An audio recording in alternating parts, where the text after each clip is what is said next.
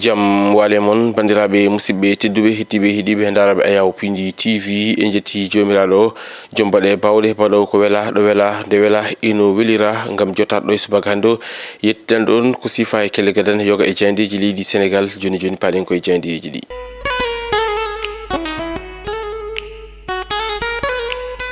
Ñalawma ko alarba ina hawri e nogas e ɗiɗi lewru jeeɗiɗiru hitande ujunnaje ɗiɗi e nogas e jeegom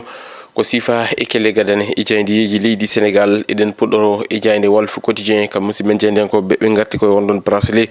électronique mo haɓɓana omo ganduɗa kañum woni Ismaïla Madior Diouf honno wiiri kam musidɓe jaydenkoɓe ɓe garti noon e nden ɗon ñawore nde ganduɗa kay toon to haute cour de justice mo ganduɗa kay mo fonno ɗum ñaawe honno waɗiri e gardidi natal muɗum kam musidɓe jaydenkoɓe kono noon jayde arti ko yuti ala haali ñamade leydi Sénégal ko guudi APR kam e laamu ngu ɗum kala ina tawe hello tati e nder jayde nde holno waɗiri e gardidi natal muɗum kono noon kam musidɓe jaydenkoɓe ɓe garti e ko yuti ala haali mayde on ɗon chinois baraɗo toon to cité Faysal ɗum ko caggal on ɗon braquage bannoɗo ɓe mbitande ko yimɓe nayo goni kay oɗo saaha joni ko pawa junggo ko yuti on ɗon fannu ƴeewoyen jayde enquête quotidien kam musidɓe jaydenkoɓe ɓe garti ko yuti ala haali kono ɗo ete hoorejo leydi Sénégal Macky Sall gonɗo e ƴamade ko yuti ala haali on ɗon poste secrétaire général mo Nations Unies ɓe mbi ene woni tan de ganduɗa kañum woni situation politico judiciaire Macky Sall kañum waɗi choisir ɗum ganduɗa kay kañum woni état mo leydi Sénégal holno waɗiri e gardi natal muɗum kono noon kam musidɓe jaydenkoɓe ɓe garti noon e hoorejo leydi ndi Bassirou Diomaye Diakhar Faye mo ganduɗa kay no fellitani nangonandemo kono noon ɓe duttanima mo ganduɗa kañum woni Ismaïla Madior Diouf ɓe mbitande ko ene wayno on ɗon procès mo ganduɗa kay kañum woni Ismaïla Madior Diouf hakkude makko e ɓe ganduɗa kañumen goni e ñawɓe haute cour de justice no ɓe mbi ko procès historique holno waɗiri e gardi natal muɗum kono noon jayde ruttanima ɓe ganduɗa kañumen goni ɓen ɗon nayo ɓe ganduɗa ko fawaɓe junggo ɓe ganduɗa kay ne tuuma juuɗe mumen moddude e wargo on ɗon chinois mo ganduɗa kay warama toon to cité Faysal ɗum ko caggal on ɗon braquage jinnoɗo waɗe toon waɗete holno waɗiri e gardi natal muɗum ƴeewoyen jayde Vox Populi kam musidɓe jaydenkoɓe ɓe garti ko yuti alhaali on ɗon ɓe mbitande toon to sûreté urbaine mo Dakar wonitande kamɓen kay goni ko mbaɗi démantelé on ɗon gang woni noon yimɓe nayo jeeyaɓe on ɗon gang kañumen kay goni ko pawa junggo kamɓe noon eɓe ndewira wargo toon to cité Faysal ɗum ganduɗa kay ko yuti alhaali on ɗon chinois holno waɗiri e gardidi e natal muɗum kono noon kam musidɓe jaydenkoɓe ɓe garti mo ganduɗa kañum woni gardiɗo LONASE toɗal keso mo ganduɗa kañum woni Doura Baldé ɓe mbi ko kankoy oɗo saaha joni omona woni e witto ɗereji golle ɗe no jaranno toon hono no wiiri kam musidɓe jaydenkoɓe ko ɗum ci sababu o ƴetti pellital dartinde yoga e décision ngaji ganduɗa kay omo ganduɗa kañum woni Toussé Manga ƴettino ɗum toon honno waɗiri kono noon jayde arti e konnguli Bougane Gueye Dany mo ganduɗa kay suuti konnguli fannu ɗum omo ganduɗa kañum woni hoorejo leydi ndi Bassirou Diomaye Diakhar Faye kamɓe Ousmane Sonko jayde ruttanima Habib Sy mo ganduɗa kay kañum wonno PCA mo Sénélec ɓe mbi ko kanko Habib Sy kanko woni ko suuɓi wadde démissionné woni tan rotade ngal ɗon dongal ngal o rondino toon to Sénélec to wete caggal nde wonno PCA holno waɗiri e gardidi natal muɗum jayde wiyetede e jayde nde ganduɗa kañum woni libération kam musidɓe jaydenkoɓe ɓe garti koye ɗen ɗon ɗalle suuɗoru ɓe kolliti noon ko ina bo walla ni ko jaasi yimɓe temedere e capanɗe nayo e tato kañumen kay goni ko kawri e ladial ɗum ko caggal nde laana mabɓe ummi toon to leydi Gambie gam yaɓande toon to dowlaji Europe ɓe kolliti noon mo noon wotti tan ko toon to leydi Mauritanie ko ina abbo noon e temedere e capanɗe nayo e tato kañumen kay goni ko kawri hen e ladial jayde nde arti e enquête gonɗon losgo ko yuti ala haali on ɗon braquage bannoɗo toon to cité Faysal ɓe kolliti noon wonde kay oɗo saaha joni wayno yimɓe nayo kañumen kay goni ko pawa juuɗe ko yuti on ɗon fannu goɗɗum ko tawate jayde nde ko hunde hawnide on ɗo gorkajo mo jaratoɗo e duuɓi capanɗe jeeɗiɗi e joyyi kañum kay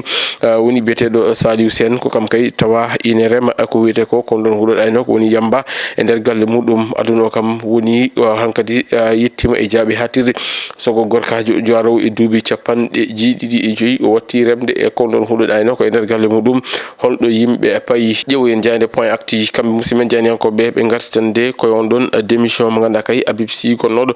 PCA toon to ganduɗa kay kañum woni to Sénélec to eti ɓe mbi ko kanko woni ko waɗi démissionné ɓe mbi noon on ɗon pression mo ganduɗa kay fewde e ɗin ɗon ministre uji kam e ɓeɓe ganduɗa kañum goni e DG ji taw ko wonɓe allié e Pastef ɓe mbi e beele omo ganduɗa kañum woni Habib Sy kañum kay rotima ɗen ɗon golle hol jogorɗo rewde hen taw ko PCA walla ko ganduɗa kay kañum woni directeur général taw ko ɓeɓe ganduɗa kañum woni ɓattiɓe omo ganduɗa kañum woni Ousmane Sonko holno waɗiri e gardidi e natal muɗum kono noon jayde nde arti e konnguli Bougane Gueye Dany mo ganduɗa kay wokkiti konnguli gulɗi Diaw fewnu ɗum e mo ganduɗa kañum woni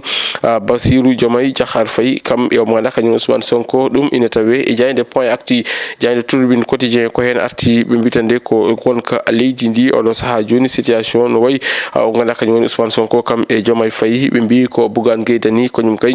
suudi konngudi fannu ɗum e mabɓe o wiide makko noon hol mo ganduɗa kay kañum jogori dandude leydi ndi e ɗeɗo caɗele faggude ɗi ganduɗa kay enen goni e muɗum e oɗo saaha joni ɗum woni ko ɓe mbaɗi gardiɗi natal mabɓe ɓe garti noon e golle ɗe ganduɗa kay rondama ɗum walla ni tottama ɗum o mo ganduɗa kañum woni biyeteɗo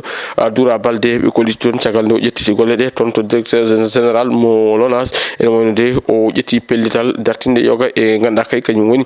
dossier ji holno waɗiri e gardidi natal muɗum taw noon ɗin dossier ji ƴettino ɗum ɗiɗon décision ngaji ƴettino ɗum ko mo ganduɗa kañum woni Doura mo ganduɗa kañum woni Toussaint Manga holno waɗiri e gardidi natal muɗum jade nden no arti e ko yewti e alhaali on ɗon braquage bannoɗo toon to cité Faysal ha yooɓi fittandu jibinande leydi Chine ene wayno tan de ɓe mbi ko yimɓe nayo oɗo saaha kay goni ko police a fawi jungo ɓe ganduɗa kay ene tuuma ko yewti alhaali wargo ɓen ɗon ɗum ene tawe jayde Tribune Quotidien e jayde wiyetede jayde point le point kamɓe noon ɓe garti ko yewti alhaali faggudu ɓe mbi ko CEDEAO waɗi confirmé woni tan lawdi ni gargol on ɗon mone woni tan en ɗon koppareje biyeteɗe ECO ɗum noon jogori latade ko e hitande ujunnaji ɗiɗi e nogas e jeeɗiɗi holno waɗiri e gardidi e natal muɗum ɗo ɓe mbaɗi natal ɗen ɗon koppareje ECO 10 kam e 20 hani e 50 ECO holno waɗiri e gardidi natal muɗum jayde le point ƴeewi jayde coftal ɓallinde jayde Dakar wa kam musimen jayde henkoɓe ɓe gartitande ko yewti haali ko kewno ɗo e on ɗon final bannoɗo hakkude leydi Sénégal e leydi Maroc ha ta CAF yiiɗi ƴettude kuberi ndi tettude ɗum totta ɗum leydi Maroc ɓe mbitande ko tribunal arbitral de sport woni TAS kañum kay anniyi yaltinde jencuɗi ko yewti haali e nden ɗon ñawore on ɗon décision ko lewru septembre walla lewru octobre o fandu darade ko woni ko waɗi gardidi natal muɗum jayde lo Dakar wa bandiraɓe musidɓe tedduɓe hettiɓe heeɗiɓe daroɓe yawo Pindi TV ko gasi haalaɓe ceer ko ɗum ɗon komin kemno rubinanade ko sifa yoga e kelle gadane jaydiyeji leydi Sénégal adi meɗen e rubindo jaydiyeji wonata ko alkamisa janggo soko weeli gueno ɗo e nden min mbi on jokke ɗoftade kam e rewidade programme uji ɗi Pindi TV woto jejjide wadde abonné commenté kam e partagé Allah jarama on jarama